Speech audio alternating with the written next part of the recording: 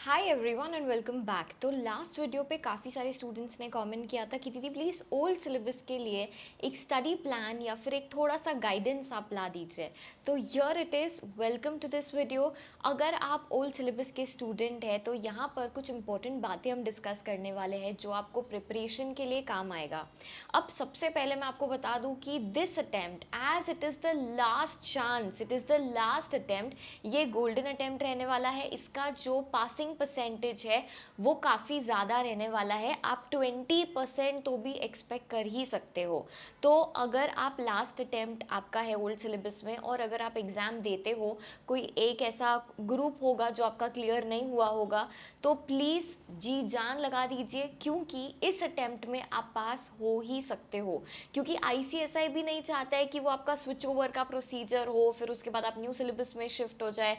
तो जो एकदम ही ज़्यादा डिज़र्विंग टाइप के स्टूडेंट्स होते हैं, जो मतलब एकदम अच्छे से प्रिपरेशन करते हैं, उन लोगों को आईसीएसआई पास कर देता है। और अगर आप देखोगे तो ओल्ड सिलेबस का पासिंग परसेंटेज थोड़ा सा ज़्यादा रहेगा as compare to new syllabus, ठीक है। बट कुछ बोल नहीं सकते, but let's take a best shot. Golden attempt है, पास तो होने ही वाले हैं। देखो फिर तो कंपलसरी जब स्विच ओवर हो जाएगा तो 100 बच्चों में से 20 लोग पास होंगे।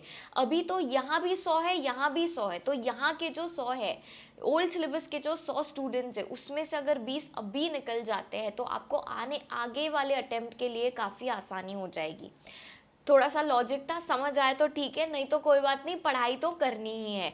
चलिए अब हम बात करते हैं कि कैसे हम पढ़ाई कर सकते हैं। अगर आप ओल्ड सिलेबस के स्टूडेंट हो और आपका एक ग्रुप बचा हुआ है, या आप ग्रुप के रिजल्ट का वेट कर रहे हो लेकिन आपको थोड़ा सा डाइसी ही लग रहा है, तो अभी से पढ़ना चालू कर दो। हार्डली 1 महीना बचा है, इसमें क्या ही आप इंजॉय कर लोगे। पढ़ाई भी करो, इंजॉय भी करो। तो सबसे पहले हमें क्या करना है, यू गाइस, जब भी है ना, अगर हम रिवाइज करने बैठते हैं, अभी एक बार तो आपने अच्छे से पढ़ ही लिया है, दैट इज फॉर श्योर, है ना। लेकिन उसके बाद हम जो भूल जाते हैं, तो अब हमें कॉन्सेप्ट्स पता है, लेकिन हमें रिवीजन किस चीज़ का करना है, हमें वो शब्दों का करना है, वो सेक्शन नंबर्स का करना है, वो फॉर्म्स का करना है, वो लैंग्वेज का करना है, ठीक है। हमें कॉन्सेप्ट आता है, कॉर्पोरेट व्हील क्या है वो हमें पता है, हमें लिखने में दिक्कत है। तो हम कैसे पढ़ाई करेंगे, कोई भी सब्जेक्ट का कोई भी चैप्टर आप उठा लीजिए, से 2 चैप्टर्स अगर आप कर रहे हैं तो वो 2 चैप्टर्स को थॉरोली रीड कर लीजिए। रीड करने के बाद जो भी आपने हाईलाइट किया होगा वो बुक तो आपके पास है ही। उसके बाद अगर आपको ऐसे लगता है कि नहीं इसमें मुझे कुछ आता है कुछ नहीं आता है, तो आप जो रिविजन लेक्चर्स होते हैं जो यूट्यूब पे फ्रीली अवेलेबल है, जो फैकल्टी का आपको देखना हो आप देख सकते हो। आप सिर्फ सर्च करोगे वो चैप्टर का नाम और 10 वीडियो तो आ ही जाते हैं, यस। तो आप रिवीजन लेक्चर्स देख सकते हैं, मैराथन लेक्चर्स देख सकते हैं, बहुत सारा फ्री कंटेंट अवेलेबल होता है यूट्यूब पर जिसको आप रेफ़र कर सकते हैं। और अगर कोई ऐसा कॉन्सेप्ट है जो आपको समझ नहीं आया है, या कोई ऐसा चैप्टर है जो आपको डिफ़िकल्ट लगता है, तो दिस इज़ द टाइम जब आप वो मैराथन लेक्चर देखें या वो रिवीजन लेक्चर देखें या जो डेमो लेक्चर्स होते हैं वो आप देख सकते हैं, ठीक है। उसके बाद जब आपका लेक्चर भी देखना हो जाए, और एक बार खुद से तो आपने पढ़ ही लिया है, पहले खुद से पढ़ना है फिर लेक्चर देखना है, क्योंकि आपको ऑलरेडी सब आता है।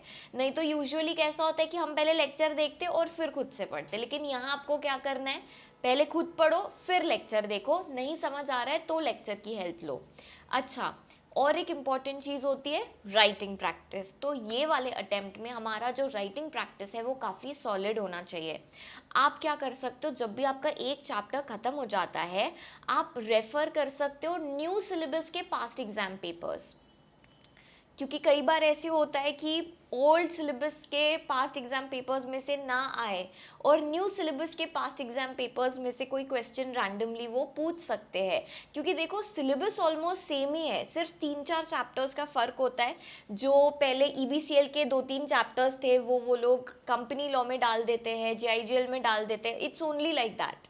इसके अलावा और कुछ नहीं होता। तो आप न्यू सिलेबस के पास्ट एग्जाम पेपर्स भी रेफर कर सकते हो और उसमें जो क्वेश्चंस दिए हैं वो प्रैक्टिस करो। उसके बाद ओल्ड सिलेबस के जो 5 अटेम्प्ट्स के पास्ट पास्ट एग्जाम के जो पेपर्स है वो रेफर करो, ठीक है।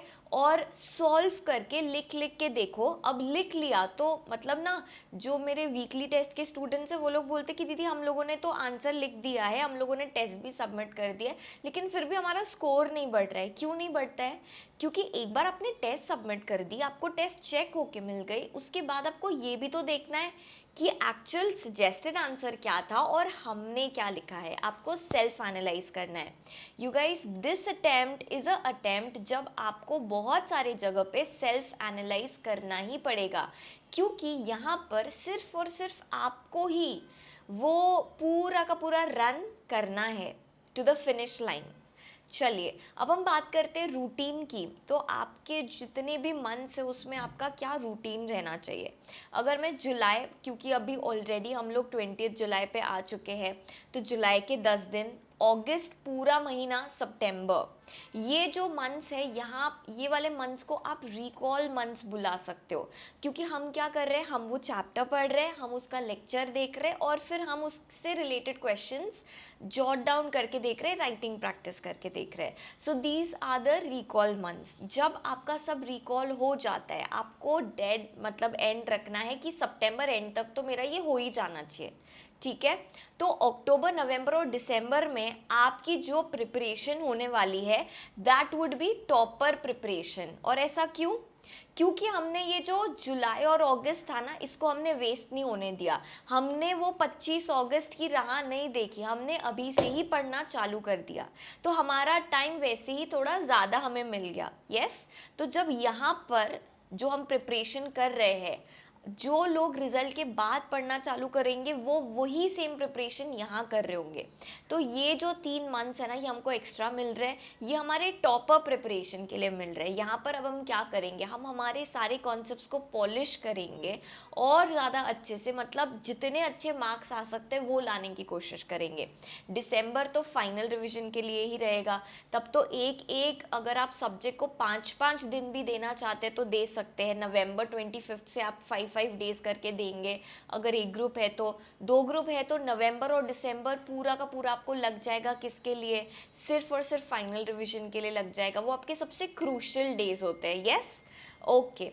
और अक्टूबर का जो मंथ रहेगा, यहाँ पर जो भी छोटी छोटी चीज़ें जो आपने छोड़ दी होगी, जो आपको डिफ़िकल्ट लग रही है, या जो ऐसी चीज़ें हैं जो आपने लास्ट अटेम्प्ट में नहीं की थी, तो वो सारा ही जो गो थ्रू होता है, पॉलिश होता है, वो अक्टूबर मंथ में होगा।